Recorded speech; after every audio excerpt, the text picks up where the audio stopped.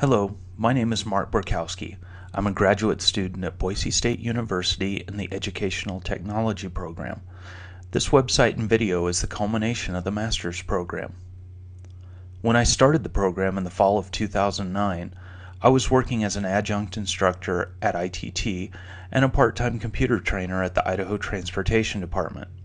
While both of those positions sound like they would involve using a lot of technology while teaching, they actually did not.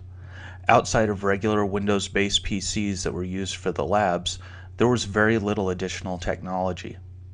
I entered the program with a degree in marketing rather than a formal education background, so some of the theory was foreign to me. However, I was excited to learn and love technology, and it seemed like a great fit. The past 2+ years have seen many changes in my teaching and the tools I use to assist in teaching. Welcome to my computer training lab here at the Idaho Transportation Department. My group is really lucky in that the department recognizes the benefits of computer training and keeps us supplied with high-quality equipment.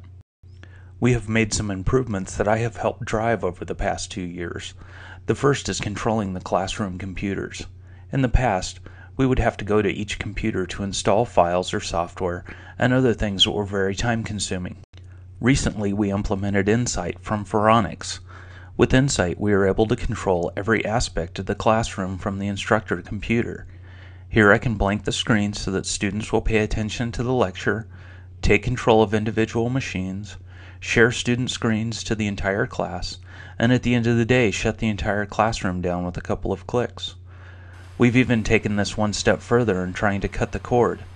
We are in the testing stages of using Splashtop on the Apple iPad in order to get away from the instructor computer and be more engaged with the students. While our improvements in the classroom have been nice, they are nothing in comparison to our moves in delivering remote instruction. As a state agency, we are constantly trying to find ways to save money. To start, we thought about expenses we have traveling to district offices around the state to deliver training. This led us to start developing video training using Camtasia and delivering it over the organization's intranet, which is hosted on Microsoft SharePoint. Here is a short example of one of the videos I have produced, which shows students the new voice-over IP system that was installed at the Idaho Transportation Department. The Cisco VoIP phones provide a new and improved voicemail system to the Idaho Transportation Department. Press the Messages button on your phone to enter the voicemail system. The first time you log in, you will enter the default PIN 1234 and press the pound key. You will need to record your name, a personal greeting, and create a new PIN. Once this is done, your voicemail is set up. The red light on the phone handset will indicate that you have a new voicemail. To access your voicemail from your phone, simply press the Messages button and enter your 4-digit PIN followed by the pound key. You can also access your voicemail from any phone within ITD. Press the Messages button, enter your 4-digit PIN followed by the pound key. Then enter your 5-digit extension, the pound key, and re-enter your PIN followed by the pound key. Voicemail can also be accessed from any phone outside of ITD as well. Dial the number listed for your district. When voicemail starts, enter your 5-digit extension followed by pound, followed by your PIN and pound. Once you are in the voicemail system, press 1 to listen to new messages. While you are listening to your messages, you have several options. Press pound to skip the message. Press 1 to repeat a message. Press 4 to slow down the message. Press 6 to speed up a message. Press 7 to back a message up 2 seconds.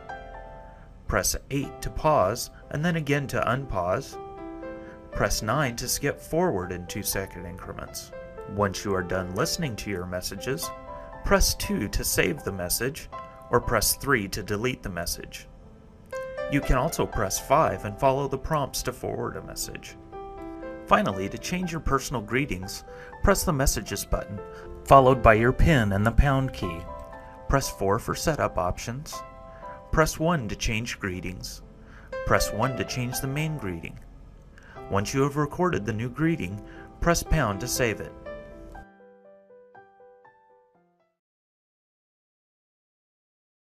We're far from being done here.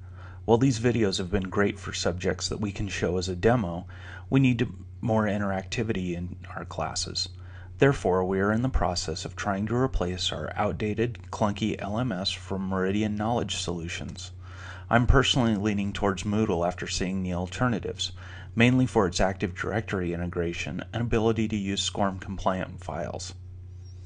At my other teaching position, I have also been able to implement many of the tools I have learned about during the EdTech Master's program.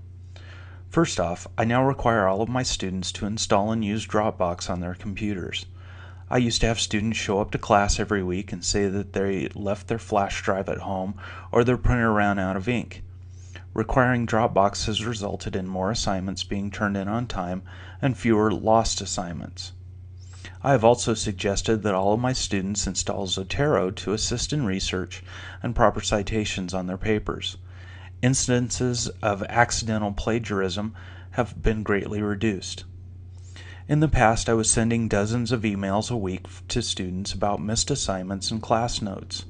Now I use Google Groups, Facebook, and Twitter to not only provide students with a place to get class notes, presentations, and assignments, but also as a solution for students to have a place to stay in contact with me during the week and to stay in contact with other students. Probably the best received thing that I implemented was the use of quiz stars in my classes.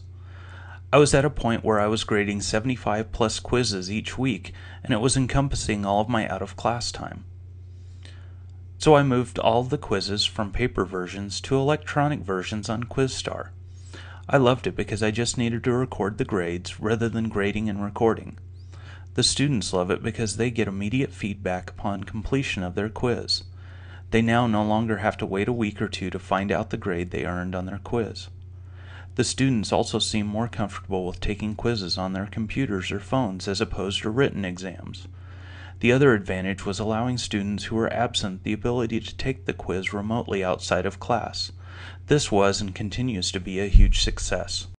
The coursework during my time in classes has been amazing. To sum it up, I would have to say it was all challenging. There were no classes where I did not feel a challenge. There are some many pieces of work that stand out in my mind: designing web pages from nothing, theories of education and learning, finally learning Adobe Flash, which I'll come back to here in a bit. However, for me, the most memorable coursework was actually a piece that I received the worst grade on in all of my classes. The thought for this project started during my first semester when I wrote a paper on the advantages of having a device such as a netbook in a grade school classroom. Later on through the program, I had the opportunity to go back and revisit this subject in EdTech 505, which is Evaluation for Educators. I had a chance to work with a group of third grade students who had recently received netbook computers for each student in the class. We set them all up with the program Alice, which teaches students how to do computer programming while they are creating games and movies. After just a little bit of instruction, it was so much fun watching these children take off and start learning how to use the software on their own. They started taking it in places I had never thought of, including one who created a game in the program based on a book he had read. While my final project in that class was not up to the standard I had hoped for, that product reminded me of the joy and excitement that comes with teaching someone something for the first time. I definitely had my aha moment during that project and realized I had chosen the right career path. Finishing this degree is bittersweet for me. While I am excited to be done and feel a great accomplishment, I'm going to miss classes and learning something new all the time. Luckily, I've learned enough news sources over all of my courses that I don't think staying on top of things will be too difficult. One of my goals in getting this degree was to gain the skills and knowledge to make me a more effective and efficient in my jobs. I think that goal was clearly met. When I think about farther down the road, I am really interested in developing courses and teaching online. Whether this is in my current positions or if I have to move to another organization, that is a goal of mine. Being in this field is very exciting at this time. When I started working on my degree, I thought that all students needed laptops or netbooks in their classroom. I no longer think that.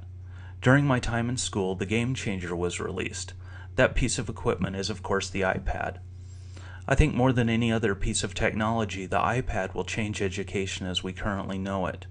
and while the iPad is truly a magical device, what really makes it great are the applications for it.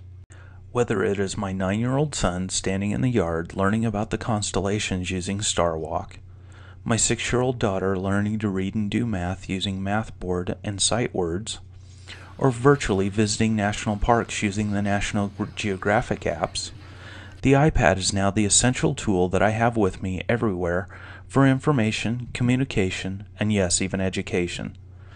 Since the day I saw the iPad, I began thinking of new ways to present topics to students. So I want to show you the prototype of an educational app that I am creating for the iPad. I would never have been able to do this without taking a course in Flash and learning the basics of ActionScript. What this first version does is to teach about each of the presidents. Now, while that is nothing new, and there are currently 64 apps just for the iPad that are associated with US presidents, no one has taken this approach to their app. While the application itself is pretty simple, you have an image of the president, stats of when they were in office, and a brief story about the president. What makes this app really unique is this little QR code. QR codes are used as markers for augmented reality. So what we do is hold the iPad in front of a webcam on a computer to start the AR. The computer will go to a website which launches the content. In this case, we are looking at the page on the iPad for Ronald Reagan. On the computer screen, we see Ronald Reagan appear to be standing on the iPad, and we get to hear his famous speech at Brandenburg Gate. Now, this is a rough prototype, but the concept is getting there. It could apply to all types of content taught in schools. In fact, with this technology, the content that is currently on the iPad could also be in a printed book, and the book could be held in front of a webcam. The idea for this came about during some of my research early in my EdTech program. But the knowledge and skills I have developed over the past 2 years have given me the confidence and ability to create this. I thank all of my professors for their talents and knowledge, and say that I am proud to have been part of the BSU EdTech program.